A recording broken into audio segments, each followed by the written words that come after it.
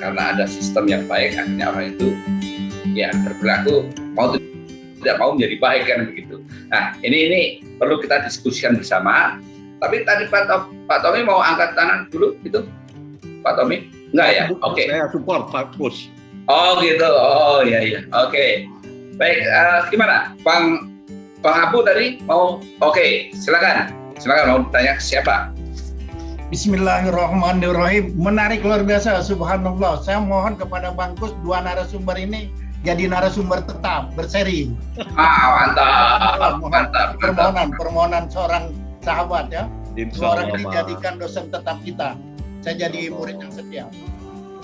Saya nggak terlalu banyak, cuman ada satu pertanyaan untuk senior saya, Mas Tommy, dan pembicara kedua, Susbandono. Yang saya mau pertanyakan kepada Bang Tommy, sebelumnya berbicara hubungan manusia dengan Tuhan itu ya. Kalau antum bicara semua para nabi itu tauhidnya kuat.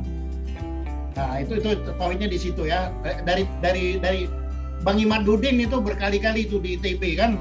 Nah, itu dia berantem itu. Saya lihat videonya sama petugas itu karena tauhid. Pertanyaan saya kepada Abang adalah bagaimana tuh menanamkan tadi kalau sila pertama itu baik, yang empatnya insya Allah jadi baik.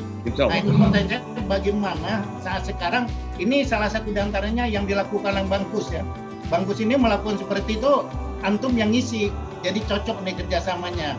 Mudah-mudahan Allah kasih sekolah bangsa ini tetap jaya ya dan berkembang. Dan insya Allah kalau Abang menanamkan tauhid, yang sila pertama itu nggak usah diragukan Bang, Tuhan itu tahu, Allah itu tahu kapan dia akan muncul, orangnya akan muncul, nanti akan muncul insya Allah ya, dalam waktu dekat kita minta ada perbaikan.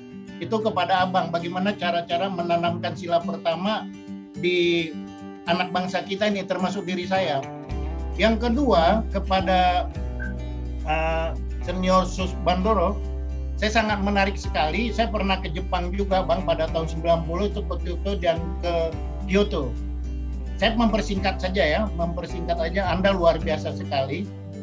Nah, itu saya bisa ambil kesimpulan untuk pembicara kedua, suatu pemerintah dilihat dari sungainya. Kalau sungainya kalinya bersih, pemerintahnya bersih. Kalau sungainya kotor, itu udah pasti kotor Bang. Tapi jangan ditanya perempuan datang bulan ya, itu kotoran. Apa kotor? Bagaimana tuh? Jangan ditanya hubungan dengan perempuan itu. Ya walaupun begitu, tapi kita kan sahabat dia gitu kan. Sama perempuan itu kan, sekali-sekali nggak apa-apa lah, istirahat untuk maju lebih tempurnya lebih bagus. Jadi dilihat dari sungainya bersih, pemerintahnya bersih. Sungainya kotor, pemerintahnya kotor. Nah itu juga saya ambil dari Jepang ya. Nah yang pertanyaan saya, sebaik-baik apapun orang Jepang, kalau datang ke Indonesia seperti orang Indonesia, nggak seperti orang Jepang lagi. Sejelek-jelek orang Indonesia pergi ke Jepang jadi orang Jepang.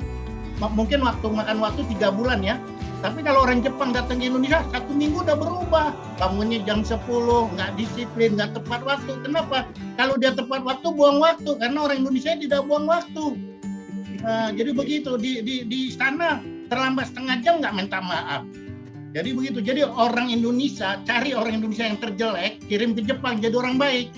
Cari orang Indonesia, orang Jepang yang kebaik, datang ke Indonesia. Kalau kelamaan sama dengan orang Indonesia. Saya pikir itu. Jadi pertanyaan saya adalah hubungan manusia, agama dan budaya. Bagaimana senior Susbandono, Anda ini sangat menarik sekali. Cuman saya pikir ada agama, ada budaya, ada manusia. Nah dari agama, budaya dan manusia lahirlah tokoh-tokoh seperti Gandhi. Itu kan hebat juga Gandhi.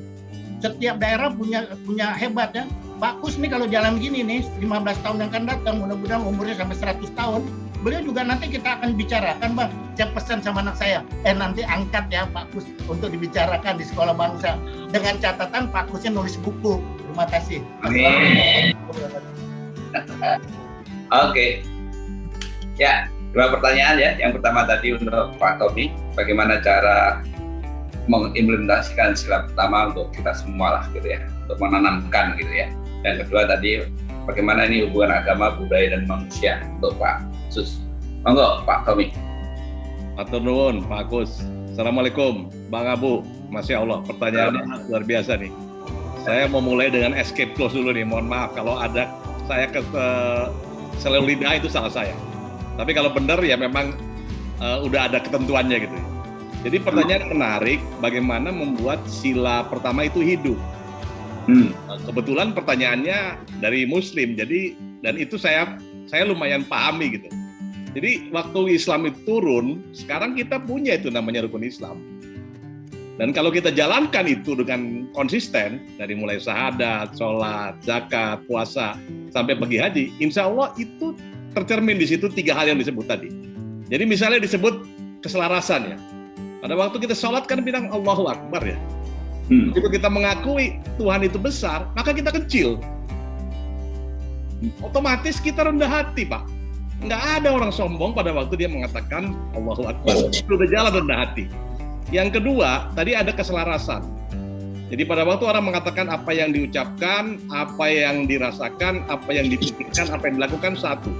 Waktu saya mengatakan bahwa I'm a Muslim, ada suara azan, otomatis Pak, nggak usah ada peringatan, itu karena udah lurus. Kita tahu begitu suara azan, artinya kita waktunya sholat, yang kita lakukan.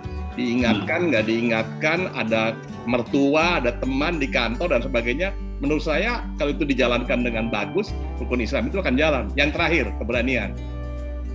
Menurut saya, alhamdulillah saya berpengalaman bekerja di beberapa perusahaan yang kondusif. Jadi seandainya kita ada rapat, kemudian ada suara azan, maka tentu dengan santun saya mengatakan kepada pemimpin rapat, mohon izin, apakah diperkenankan kira-kira 15 menit break.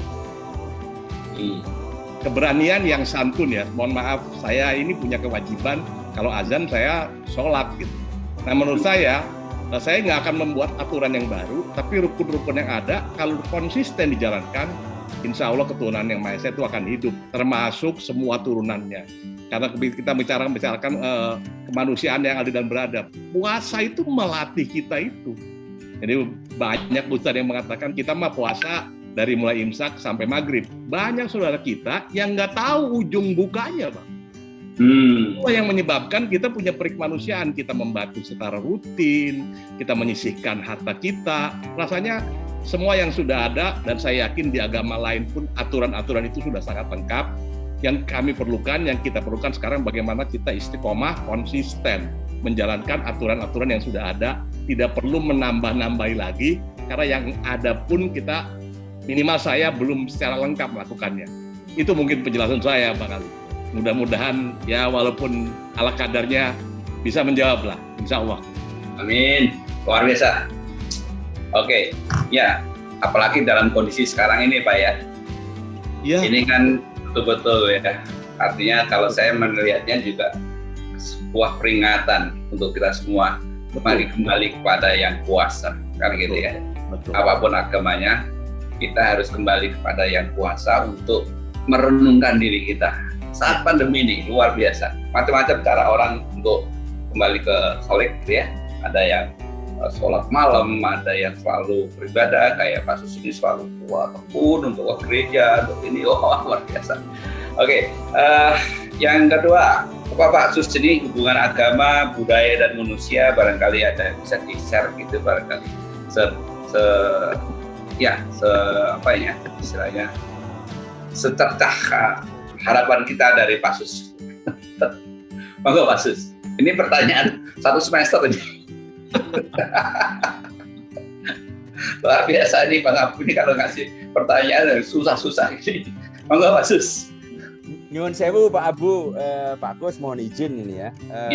Saya tadi memang tidak menceritakan. Begini Pak Abu. Jangan salah Pak Abu, Pak Kus ya. Orang Singapura itu ya dulu sebelum pandemi ya ini, yang saya kenal, yang saya tahu itu setiap Jumat siang, Jumat sore itu mereka siap-siap ke Batam. Oh, ya mereka weekend atau berlibur ke Batam begitu. Jadi naik speedboat atau naik ferry. Saya nggak tahu sekarang harganya berapa, mungkin 250.000 atau 300.000 1 jam sampai di Batam. Kemudian sampai di Batam, mereka hidup bebas merdeka, dalam tanda petik merdekanya. Kenapa? Karena yang selama ini dikekang di Singapura, nggak boleh meludah, nggak boleh merokok sembarang tempat, tidak boleh nyebrang jalan harus pada tempatnya, antre harus antre. Begitu mereka sampai di Batam, mereka mulailah sorak-sorak bergembira. Jadi teman-teman sekalian, Pak Abu, Pak Agus, itu yang tadi juga disinggung oleh Pak Abu bahwa orang Jepang kalau ke Indonesia itu menjadi Indonesia lah. Nah, orang Indonesia seperti saya yang hari pertama di Jepang pun saya sudah mengikuti budaya Jepang. Artinya apa, Pak? Artinya ini bukan tergantung pada manusianya. Nah, ini aksioma atau ya hipotesa saya. Nah, Pak Tommy silahkan menguji hipotesa saya. Bisa jadi salah. Jadi bukan tergantung pada manusianya. Pak Kus yang hebat seperti ini, yang baik hati seperti ini, kalau sebulan aja kumpul sama saya, maka pasti bisa jadi uraan juga. Ini lama-lama begitulah kira-kira. Karena apa? Karena sistemnya tidak mengikat beliau lagi. Itulah, sistemnya tidak mengikat orang-orang Singapura ketika dia Jumat sore pergi ke Batam, Minggu pagi, Sabtu pagi, Sabtu malam, Minggu pagi dia balik ke Singapura, dia tertib lagi. Seperti halnya Susbandono terbang 1 jam 40 menit ke Singapura, maka sampai di sana menjadi dia tertib lagi. Nah, itu sekali lagi, inilah disebut sebagai internal budaya yang ada di dalam sistem yang ada di premis itu, itulah kenapa tadi saya mengatakan begitu saya masuk ke stasiun MRT, entah apa yang membuat perilaku saya bisa berubah. MRT-nya di Blok A di Lebak Bulus loh Pak, bukan di Singapura. Belum sampai Singapura saya. Tapi saya mau tertib, bersih dan sebagainya. Ini yang pertama. Yang kedua, ini kita bicara mengenai budaya. Dan kalau kita bicara mengenai budaya, maka ada beberapa hal yang harus kita telateni, Pak. Kita harus sabar. Perlu waktu, perlu biaya, dan perlu kesabaran untuk membangun budaya. Tidak bisa kita membangun budaya dalam waktu 1 hari atau 1 jam atau dalam waktu yang sebentar. Katakanlah 10 tahun. Pertanyaannya adalah, apakah kalau 10 tahun itu kemudian pasti sukses? Jawabnya adalah belum tentu. Ini repotnya di sini. Tetapi kita harus percaya bahwa pembangunan sumber daya manusia itu ditentukan oleh 3 hal. Itu adalah pembangunan values. Yang kedua adalah proud, kebanggaan akan menjadi sebuah bangsa. Dan yang ketiga tadi disebutkan oleh Pak Tommy, itu adalah bisa, mampu dan kompeten. Saya harus tahu dulu, tahu itu mampu. Saya harus menjalani itu hal yang lain. Itu adalah values yang mendrive perilaku saya. Yang ketiga Pak Gus, saya terus terang saja Pak Gus, saya tidak berani untuk bicara mengenai agama. Meskipun saya sebetulnya punya pendapat. Menurut saya ini buat saya sama sekali tidak kompeten untuk bicara mengenai agama bagaimana dan sebagainya. Saya hanya mengatakan begini saja, tadi saya ingin mengulangi lagi.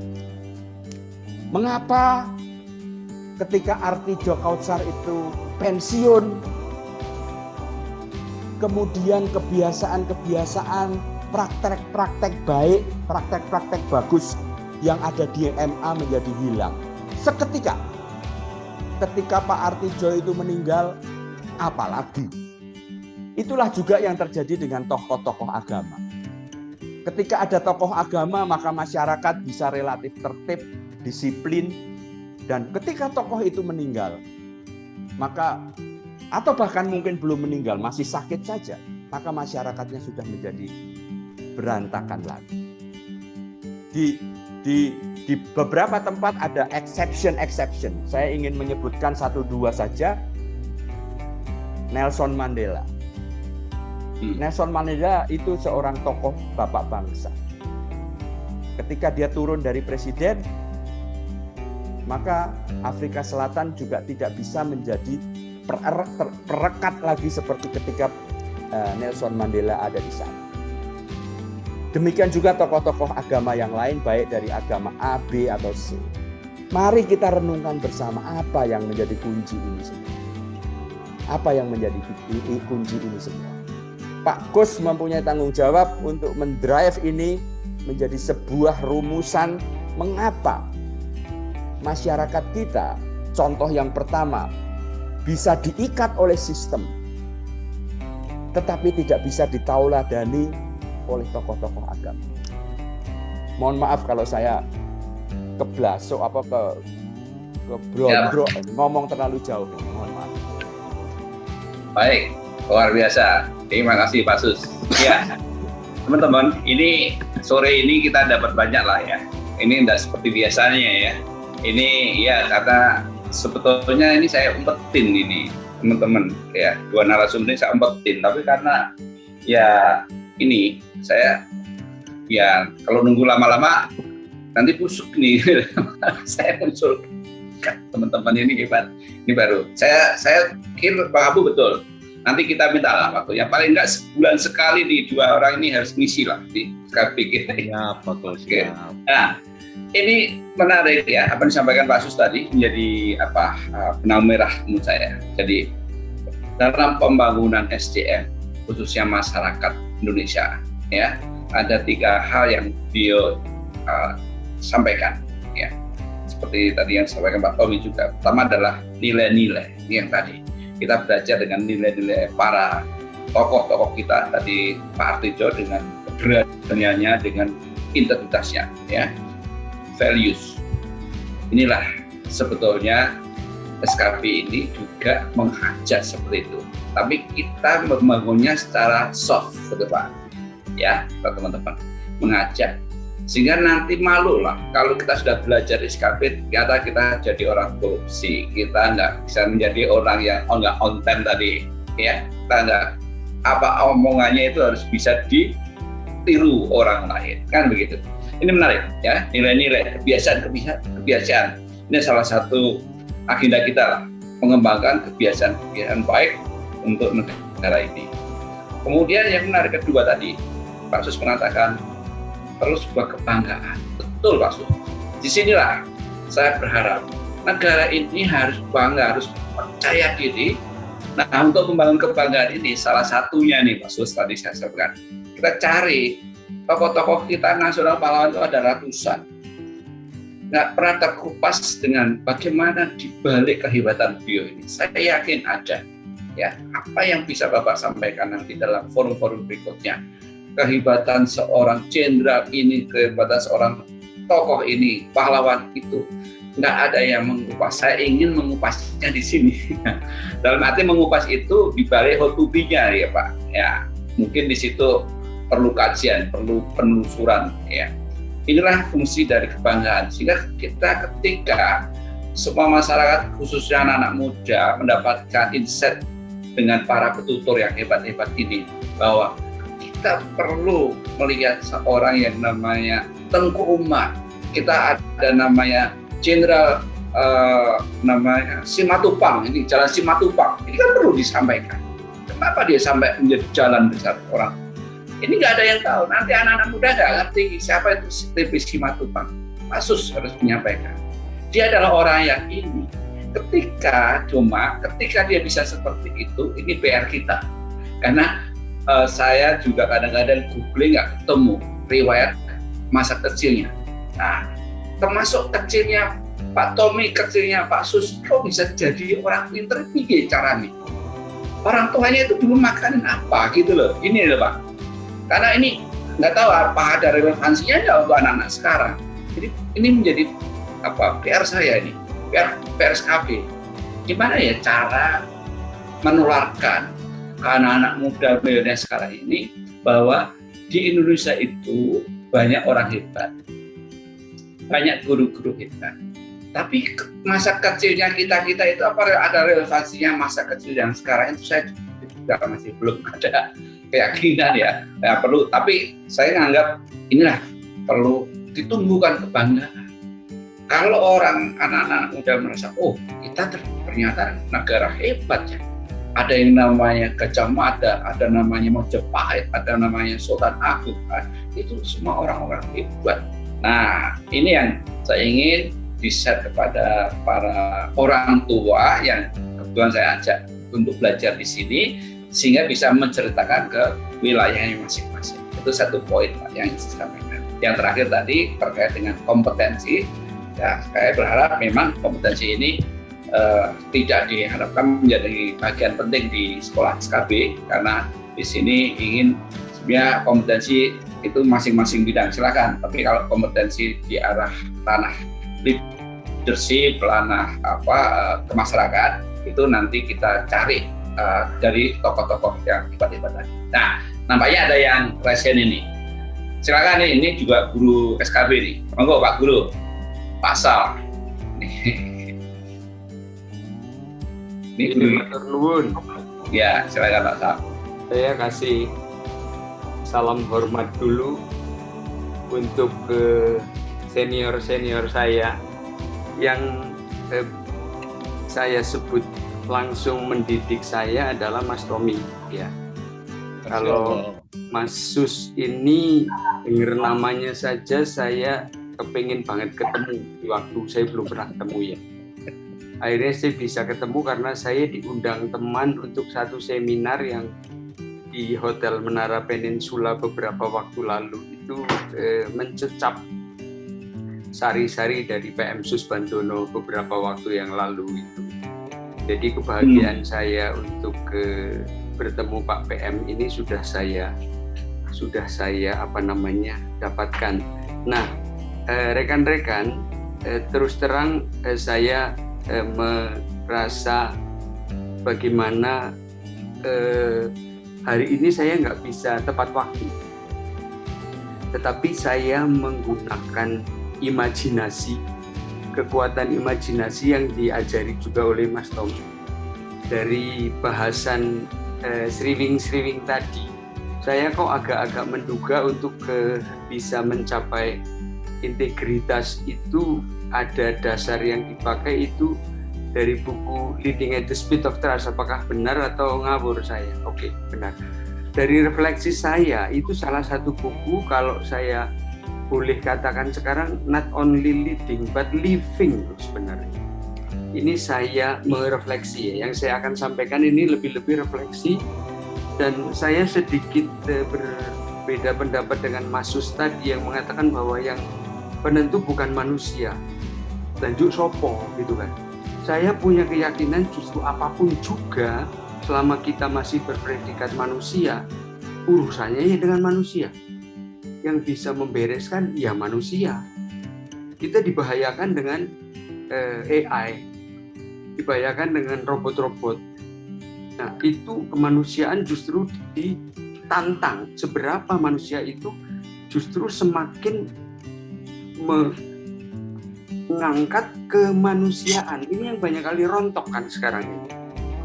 Nah, rekan-rekan, balik dengan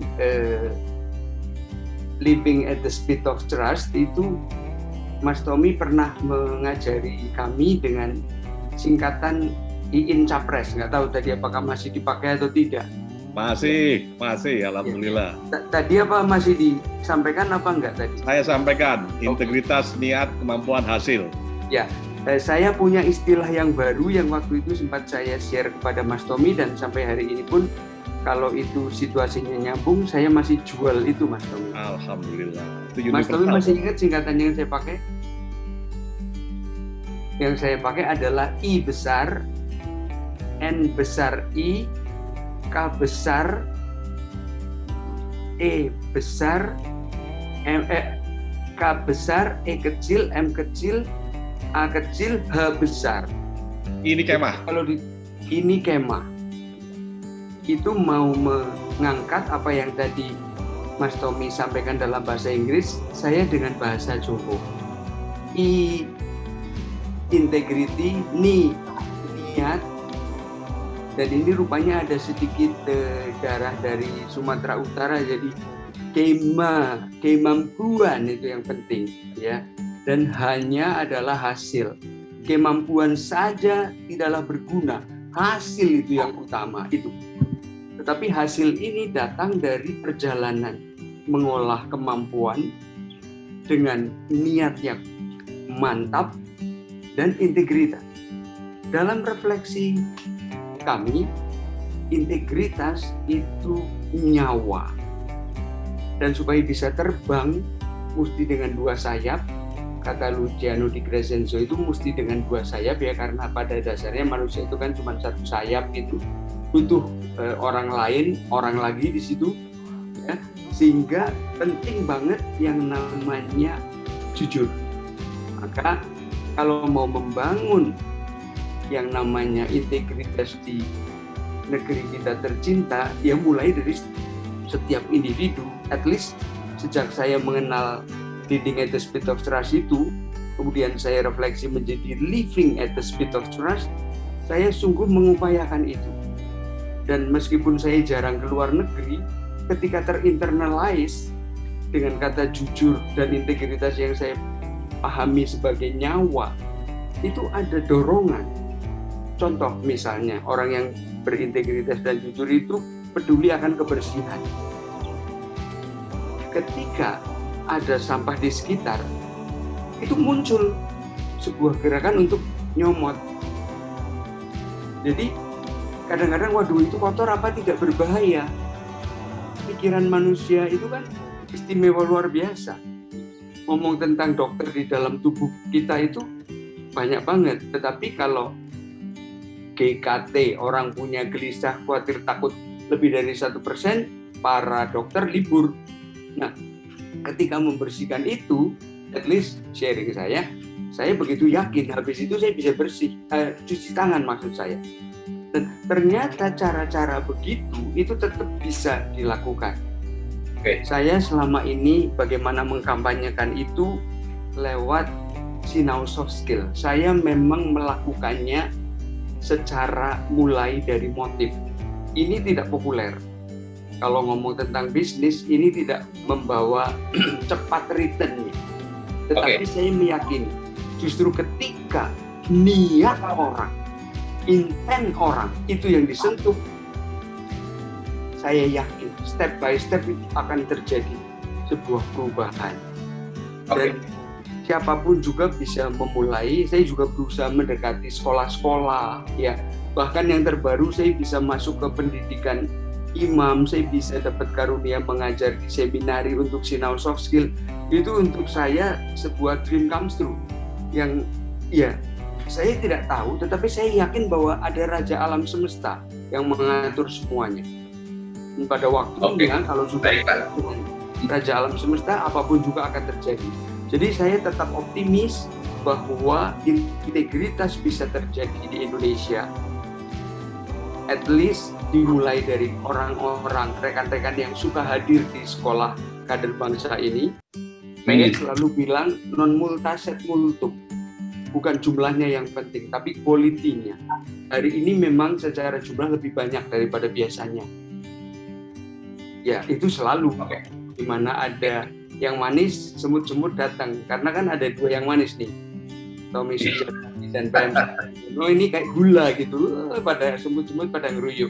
Itu saja yang ingin saya sampaikan. Sekali lagi, salam hormat untuk Mas Sus, salam hormat untuk Mas Tommy. Kalau misalnya ada yang mau dikomentari, saya senang dan dikomentari oleh para begawan yang saya kagumi. Matur nuwun, Baik, terima kasih Pak Sal. Ya, ini Pak Sal ini guru soft skill, luar biasa. Baik, ini tadi Pak Sal bukan tanya, tapi menambahkan ya, saya kira nggak apa-apa. Nah, ini mungkin saya ingin masuk ke Bu Nur Leli nih. Ini menarik nih. Ini baru sekali ini nih ada yang raise di Bu. Wah, monggo, Bu. Ya, Mbak Nur Leli, silakan kenalkan. Ya, aduh senang sekali nih. Silakan. Turnuun. Terima kasih. Saya senang sekali bisa ikut di forum ini loh Pak Kus. Baru pertama kali memang juga ikutnya dan tidak menyesal. Bahkan menyesal nggak pernah ikut sebelumnya. Makasih kepada para pembicara, Masya Allah luar biasa sekali Pak Tommy, Pak Sus, Pak Kus juga ya. Saya terus terang tersentuh sekali dengan topik dan narasi-narasi yang disampaikan tadi luar biasa, dan terus terang saya merasa itu sangat relevan dan paling tidak relate ke diri saya pribadi gitu. Di sini saya ngelihat ya ada 3 yang saya simpulkan, mudah-mudahan benar kesimpulannya. Sebenarnya budaya ataupun nilai-nilai itu tidak bisa mungkin terlepas hanya satu, mulai harus dari individu. Itu memang terbukti dengan teori-teori tadi, tetapi saya juga sangat bisa menerima argumennya atau keterangannya Pak Sus, di mana kalau nggak ada sistem dan tidak ada environment yang mendukung, maka terlalu berat bagi seseorang untuk bertahan dengan integritas maupun integritas yang dia miliki atau self trust seperti disampaikan Pak Tommy. Jadi saya rasa sih 3-tiganya harus berjalan berbarengan, dan itu terbukti tadi disebutkan bahwa ketika Pak Kartijo tidak ada, ya sudah lewat gitu. Padahal beliau begitu kuatnya memegang integritinya. Nah, saya dasarnya orangnya penasaran Pak, pengennya berbuat gitu. Kalau udah dengar kayak gini, mantap. Pengennya berbuat gitu, tapi penasaran apa sih yang harus dilakukan yang sehingga oke lah kita bisa mulai dari individu, tapi bagaimana supaya nggak berakhir seperti Pak Kartijo gitu. Nah, sedangkan kalau kita nggak mulai dari individu, kita mau mulai dari mana gitu loh. Jadi mungkin saya penasarannya adalah gimana ya Pak melalui SKB ini kita bisa merumuskan sesuatu yang bisa mengcover ketiga hal itu. Jadi kita nggak series, misalnya nggak individu dulu, nanti environment kita harap muncul belakangan, which is terbukti tidak ya, atau environmentnya dulu sementara orang yang ngerusak, buktinya orang Jepang datang ke sini jadi kita rusak ke sana benar, orang benar ke sini rusak gitu. Jadi gimana caranya supaya 3-tiganya ini simultan bisa jalan dengan keterbatasan kita yang berada di forum ini gitu. Karena kalau saya jadi orang yang powerful mungkin banyak yang bisa dilakukan ya. Mungkin itu kali Pak Kus, mohon pencerahannya Pak Tommy dan juga Pak Sus, luar biasa, saya sangat tersentuh. Terima kasih banget sudah mengadakan sesi ini. Monggo Pak. Ya, wah terima kasih nih Mbak Nurleli. Panggilannya Mbak Nur ya? Boleh panggil Mbak Nur aja. Nah, panggilan kecil apa Mbak? Panggilan kecil saya aneh Pak, Ilan panggilan saya Pak. Ilan, nggak apa-apa Mbak Ilan, terima kasih. Mbak Ilan ini memperkuat ya apa yang menyemangati SKB ini. Wah, menyemangati. Nanti setelah 2 subuh ini bicara, nanti sedikit ada dari saya. Monggo Pak Sus dulu lah ini sekarang. Nanti Pak. Betul. Ke Pak Tommy, yang sepuh dulu ya. Senior. Cocok. Monggo Pak Sus. Apa kabar? Bu Nurleli, ini sebetulnya pertanyaan besar. Baik ten. Mbak siapa? Mbak Ilen. Ya, Bu Nurleli ini sebetulnya pertanyaan besar yang ada di dalam diri saya. Kita ini bangsa sudah sekian puluh tahun, 76 tahun merdeka sejak tahun 1945. Tidak henti-hentinya pemimpin kita, bahwa semua tokoh-tokoh masyarakat, tokoh agama, tokoh perusahaan bicara semua mengenai bagaimana caranya kita bisa mempunyai budaya lah gitu. Orang-orang seperti Pak Tommy, Pak Satyo, Fatwan itu kan sebetulnya sejak saya masih pakai celana pendek, beliau itu sudah mengajarkan kepada saya apa itu yang disebut sebagai 7 Habits, itu yang saya ternganga-nganga ketika beliau bicara di puncak, saya ingat sekali. Tapi kok juga belum berhasil. Menarik. Saya nggak tahu apakah keadaannya menjadi lebih baik sekarang dibanding 30-40 tahun yang lalu. Apakah keadaannya tidak lebih baik dibanding 30-40 tahun atau 50 tahun yang lalu. Padahal orang yang katanya concern dengan budaya, ya, dengan akhlak lah gitulah ya, supaya lebih menusuk gitu ya. Kata dengan akhlak itu katanya orang yang concern tambah banyak. Perilaku yang mendemonstrasikan akhlak itu tambah banyak. Kita lebih gampang melihatnya di masyarakat. Tetapi koruptor juga tambah banyak dan tambah berani. Tetap penipu juga tambah banyak dan tambah berani. Ini yang saya nggak ngerti lah, saya nggak bisa jawab. Ya. Tapi saya sekali lagi saya tidak mau menjawab karena saya tidak bisa menjawab ya Bu Nureli. Saya hanya ingin pamer sedikit Pak Tommy. Mungkin Pak Tommy sudah lupa gitu ya. Saya ingin pamer sedikit lah. Buku Anda itu yang Trust Speed itu yang karangan Stephen M.R. Covey itu. Ya betul. Saya pernah menulis artikel mengenai Trust Speed and Cost dalam bahasa Indonesia. Ya. Apa yang terjadi? Pak Tommy atau Pak Satyo saya lupa, beliau meminta izin kepada saya untuk menerjemahkan artikel saya itu ke dalam bahasa Inggris. Dan kemudian mengirimkan artikel itu kepada Pak Stephen M.R. Covey, dan pada saat beliau datang ke Indonesia, beliau mendatangi saya dan memberikan note di atas tulisan artikel saya itu. Saya lupa, note-nya juga sekarang sudah hilang. Ya. Artinya itu kan sebetulnya sebuah pendapat, sebuah ide yang sebetulnya kan biasa-biasa saja. Orang kalau trust itu pasti speednya naik. Kalau speednya naik, cost-nya turun. Tetapi kenapa kok Stephen M.R. Covey itu bisa bikin satu buku dan kemudian kita semua terkagum-kagum akan ajarannya itu. Nah inilah sebetulnya yang kita harus tahu. Kita ini bangsa bagaimana sih? Bangsa apa ini yang bisa membuat kita bisa menjadi setara dengan Stephen M.R. Covey. Caranya bagaimana? Mohon maaf saya tidak bisa jawab. Oke. Pak Tommy, silakan. Langsung. Bu Ellen, terima kasih nih. Bagi saya pertanyaan Ibu itu adalah menunjukkan interest ya. Betul yang disampaikan Pak Sus itu memang ada kecenderungan yang jadinya kita tahu ya. Tapi rasanya jangan kita menjadi pesimis. Karena sebetulnya kita jadi tahu karena diberitakan. Pengalaman saya itu, mohon maaf, bukan mau mengkritik media. Tapi kalau misalnya seseorang itu mampu mengolah sampah di sebuah kecamatan, itu bukan berita yang terlalu menarik dibandingkan operasi tangkap tangan. Misalnya ada sebuah sekolah bisa swadaya mengelola sampahnya sendiri, atau bisa membangun kelasnya sendiri, itu bukan suatu berita yang bombastis untuk menarik orang membaca. Dan saya insya Allah percaya bangsa ini bergerak ke arah yang lebih baik. Nah, kita coba flashback sedikit ya. Mohon maaf kalau saya sebut nama bukan karena politis, tapi karena memang ini dilakukan. Contoh misalnya ketika Pak Ignatius Yonan menjadi dirutnya PT Kereta Api, alhamdulillah beliau berhasil membuat kereta api yang lebih bersih, yang pelayanan lebih baik, percaloan juga menghilang ya. Bahwa nanti muncul lagi itu persoalan yang mohon maaf nih, bahkan seorang di level Kennedy, seorang di level you name it lah, siapalah. Gandhi itu orang hebat kan, pada zamannya berhasil memerdekakan India, tapi kekacauan-kekacauan yang terjadi, nah kalau menurut saya itu lebih karena ukuran ya. Karena satu negara yang berhasil itu Singapura. Waktu Lee Kuan Yew sebagai individu membuat yang disebut Pak Kus tadi, infrastruktur, aturan, alhamdulillah sampai hari ini masih berlangsung. Tapi ukurannya ukuran Singapura ya. Dan kalau kita bicara ukuran India yang diprediksi bakal menjadi jumlah orang terbanyak di dunia mengalahkan Cina, bisa dibayangkan memang pressure-nya luar biasa. Jadi tadi kajian-kajian itu mungkin lebih berkait dengan ukuran.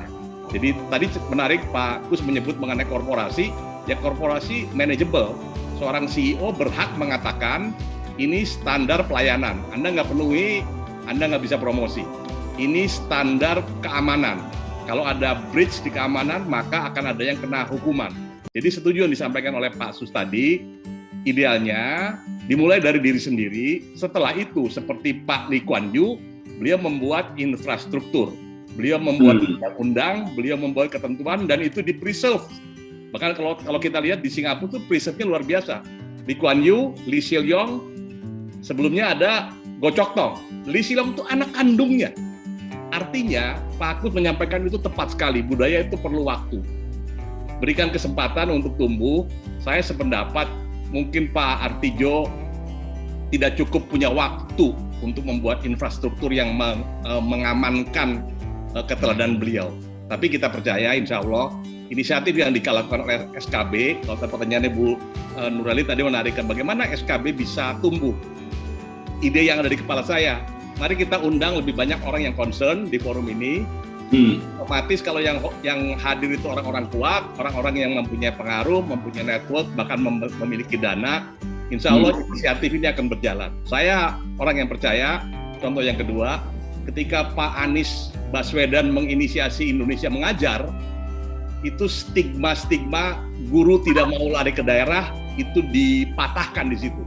Karena banyak sekali milenial-milenial yang idealis, siap bertanding, mau berkorban, tapi ya memang snowball-nya mesti dibangun. Dan saya tetap percaya Tuhan akan bersama niat-niat baik kita. Mungkin itu jawaban saya. Oke, terima kasih. Luar biasa nih teman-teman ya, ini memang diskusinya sangat menarik ya, tapi saya sesuai janji saya nih, kita selesai tanggal jam 15.30 tapi lebih sedikit. Nah, saya ya alhamdulillah ini mendapatkan insight yang bagus dari dua tokoh ya. Teman-teman, ini memang nggak mudah ya menjadi seorang storyteller ini, saya juga nggak tahu, ini seorang engineer luar biasa ya, cara menyampaikannya ya, ini contoh lah ya, kita bisa tiru di sini. Nah, untuk Bu Ilen, memang di SKB ini sebetulnya ingin melahirkan para pejuang-pejuang kebaikan perilaku. Jadi yang saya lakukan itu ketika kita bikin seperti ini, apapun, saya terlibat dalam gerakan masyarakat anti korupsi. Saya bikin sebuah program itu, saya terlibat di sana dengan Pak Bibit, gitu ya, dia sebagai ketua, itu saya kita inisiasi. Itu bukan apa-apa. Saya ingin terlibat. Ternyata begitu saya bikin sekolah ini, bikin KMPK, itu sangat mengurangi intervensi saya kepada hal yang tidak baik. Ya. Dan mulai saat itu, 10 tahun yang lalu, kami sudah melakukan perubahan manajemen di perusahaan. Contohnya apa? Kita nggak menerima lagi yang namanya ada dulu kibek. Ya. Biasanya kita lembaga ada di bawah tangan itu ada teman, ada apa namanya ini anak buah, Pak kita dapat ini program cek, tapi kita diharapkan untuk menaikkan itu. No, itu sejak saya terlibat dalam kegiatan seperti ini, karena saya merasa nggak mungkin saya lakukan itu lagi. Saya sudah siap untuk tidak punya. Nah, tidak punya itu artinya datanya nggak tiba-tiba, tapi berproses. Bayangin kalau saya bikin ke GMPK, saya bikin SKP, ternyata nggak mungkin lah saya bisa melakukan seperti itu. Nah, ini salah kita. Jadi mau tidak mau, karena kita tidak masuk, kita membuat nama baik. Sehingga saran saya kalau Ibu Ilen harus menjadi speaker, menjadi talk, ngomong saja soal ini. Ketika Ibu ngomong, itu Ibu sudah ada handicap ketika Anda akan berbuat sesuatu yang tidak baik. Khusus untuk diri kita dulu, gitu kan? Baru selesai nanti ke anak-anak. Itu luar biasa. Anak-anak di coach, harus kita melakukan perubahan. Contoh, hari ini orang semua menggunakan booster. Anak saya itu, wah, betul-betul. Wah Pak, terlalu, kenapa sih nggak mau booster ini?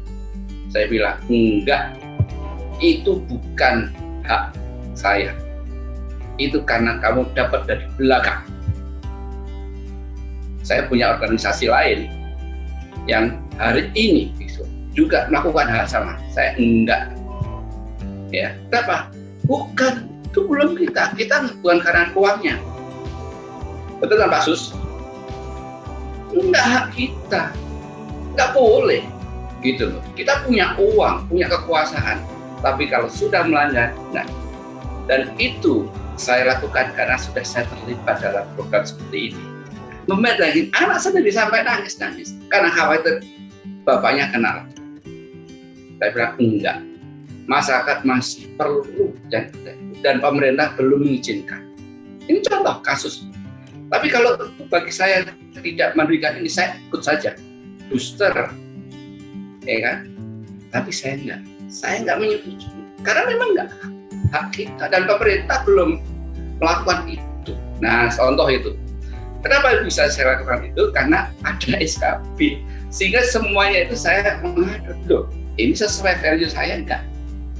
Tapi kalau saya nggak punya seperti ini dan teman-teman nggak menjalankan ini, nggak ada koridor ya. Nah, harapannya nanti teman-teman yang menjadi pelatih kader bangsa ini akan menjadi temenan. Kalau saya berteman dengan Pak Sus itu udah aman. Kalau saya diizinkan keluar dari rumah sama istri saya, mau kemana? Mau ketemu Pak Tommy, istri saya udah aman, ya kan? Mau kemana? Oh, saya ketemu Wan Abu. Tadi dulu, Wan Abu yang mana nih? Wan Abu Ali. Tadi dulu. Oh, aman, ya. Jadi itu yang kita harapkan. Jadi nanti ada sebuah entitas yang orang itu melihat, ini sebuah komunitas yang